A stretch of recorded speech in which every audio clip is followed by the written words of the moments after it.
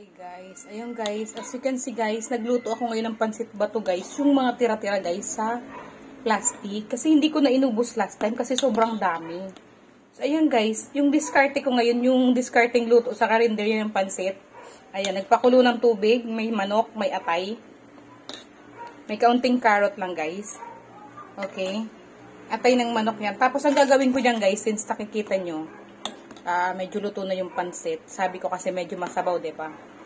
So, the discard is, yung sabaw niyan guys, ano lang yan, 1.5 liter. Since may ano din ako dito guys, may kaunti din ako dito na sotang, isama na natin guys, okay? May bihon sana ako dyan sa taas, sa eskaparate. Kaso sabi ko, ayokong buksan kasi hindi ko naman uubusin eh. So, isabay na lang natin to guys, okay? Tapos, since gano'n na nga, para ma-absorb na talaga yung sabaw, huwag na tayo magbawas ng sabaw. Kasi ito nga guys, as I mentioned before, yung pansit bato talaga, makisabaw talaga yan. Pero medyo madami yung sabaw. So you can see, kaya niya pa na ilutuin yung sotanghon. Okay, pansit bato gisado with sotanghon, okay? Tapos, yung ano guys, yung ibang atay, ngayon ko lang din ilalagay. Kanina, yung ibang atay, kalahati ng atay na ano, sinama ko sa pampakulo. Okay? Pampakulo ng sabaw para sabi ko yung lasa niya ma-incorporate sa sabaw at masama din sa pansit. So, this is the quick and easy way of cooking pansit bato with sotanghon. Okay? So, ganun lang guys kadali ang pagluto. So, yung discarding konti lang yung gulay. Pakulo ka lang ng sabaw. Diba?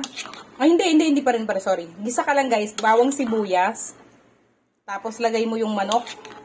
Nilagyan ko yan guys ng konting chicken. Then, atay ng manok, madami-dami. Nasa 1/4. Lahat-lahat na. Pero hinaf ko nga kasi nga kanina, yung nilagay ko muna yung para sa sabaw. Kasi dapat daw hindi yan overcook.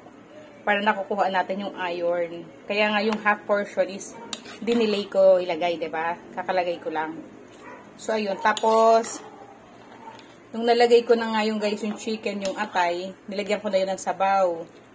Tinimplahan ko, nilagyan ko ng cracked pepper, kanina, pampalasa. Okay. Tapos, nilagyan ko ng sabaw, nilagyan ko ng konting toyo. Tapos, nilagay ko na yung pansit. Nang nakita ko medyo okay na yung pansit, luto na. Diba yung nakikita yung tumataba-taba na yung pansit. Kasi yung cute pansit ba to guys eh. Hindi to yung regular na size. Yung smaller size to eh. Medyo madali naman din talaga to lutuin. Kasi nga maliit lang yung strand niya, diba? So, yun. Titikman natin guys mamaya, ha? The problem is, naubusan ako ng oyster sauce. Tinatamad din akong bumaba para bumili ng oyster sauce sa tindahan. So, kung ano lang yung meron ko, yun lang. Pang-ulam namin to ngayon siya. Pang-ulam kung gustong magkanin. Pero kung ayaw magkanin, okay na yan. Kasi may atay na din. Full meal na din yan guys. Eh, diba? May gulay na din. So, lalagyan ko ng ground pepper. Yung sabaw guys, bahala na kayo magtimpla sa sabaw kung anong gusto nyo. Basta yung sabaw niyan, 1.5 liter guys. Yung sabaw niyan, nilagyan ko ng konting toyo. Tapos, binisa mix. Nor cubes. Nor cube seasoning. Diba? Yung broth. Pero, 'di ba yung sabaw naman talaga nito may broth na din yung kasi yung chicken pinakuloan ko na direkta, 'di ba? Tsaka yung atay. So, tikman natin, guys. Check natin kung okay na. Titikman natin, guys. Diyan ko na nga lang siya, guys, niluto, oh. Para sabi ko titikman ko, guys, yung pansit kung okay na. Ay, parang hilaw pa, guys, yung parang hilaw pa yung sotanghon. Luto-lutoy natin ng kaunti. Surang hilaw pa yung sotang, konting pa.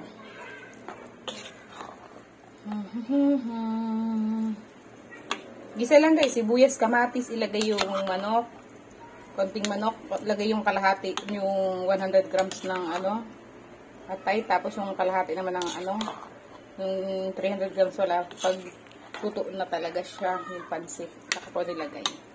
Para hindi overcook, para nga yung iron, nakuha natin, okay, titikman natin guys. Titikman ko kung okay na. Kapag okay na to guys, okay, so pwede na tayo kumain. Ito yung quick and easy way of cooking. Ano, sorry, Diyos ko, dahil. Quick and easy way of cooking noodles. Pansit ba to? With sotanghon.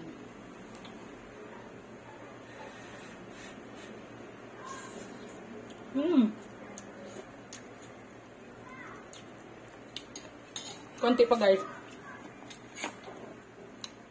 Medyo ano pa yung sotanghon. Medyo matigas-tigas pa. So, kung gusto natin dagdagan ng sabaw, may backup tayo, guys. May pinakulo tayo dyan ng tubig. Ayan, backup.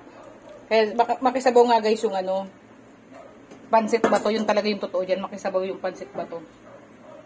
Kaya habang nagluluto ka niya, nag-absorb yan ng tubig.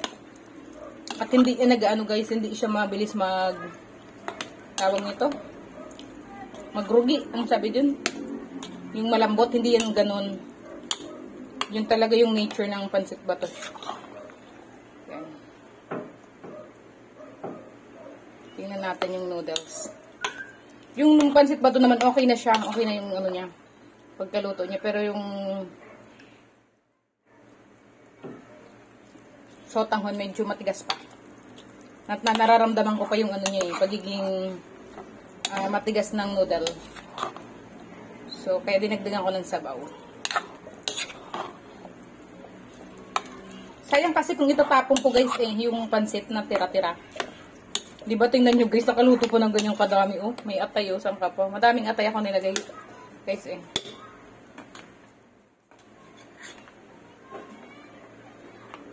This time, I don't know if it's done already. Hugasan ko ulit. Hugasan ko lang, guys, yung ano. Hugasan ko yung tinidor.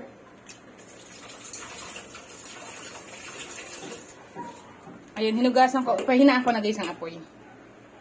Hinugasan ko, guys, yung tinidor para hindi siya mag-cause ng spoilage sa food. Okay na, guys. So yummy. So yummy. Perfect na. So, kahit hindi na mag-rice, okay? So, ayun, guys. Thumbs up. Thanks for watching. Please don't forget to like and subscribe and share. God bless you, guys. Ayan. This is quick and easy. Hindi na ako nagluto ng separate na gulay. Ano lang siya. Gisa-gisa lang. Tapos, sabawan. Lagay yung mga pansit. Ganun-ganun lang. Okay, pwede nyo dagdagan din ng cabbage and this cabbage or ano, yung beans, okay?